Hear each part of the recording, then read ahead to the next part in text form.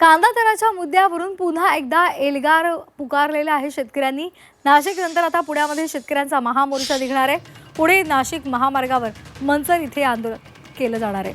महाविकास आघाडीचे नेते शेतकरी मोर्चात सहभागी होत आहेत। राष्ट्रवादीचे प्रदेशाध्यक्ष शशिकांत शिंदे उपस्थित आहेत। 25 रुपये भाव देऊ, पण अद्यापपर्यंत कुठलाच बाजार भाव दिलेला नाही।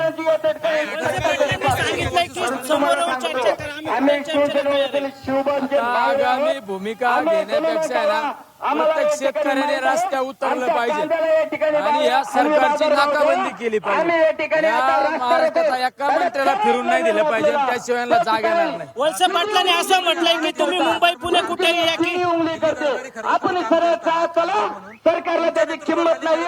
आपण बहुसंख्येने सर्व ठिकाणी सर्व मीडिया आपण या ठिकाणी उपस्थित आहात। आमच्या आंदोलनात या ठिकाणी बऱ्याच वेळा आंदोलन करतो, ज्या वेळेस कांद्याचे भाव ढासळतात त्या ठिकाणी दिल्लीमध्ये आंदोलन करतो।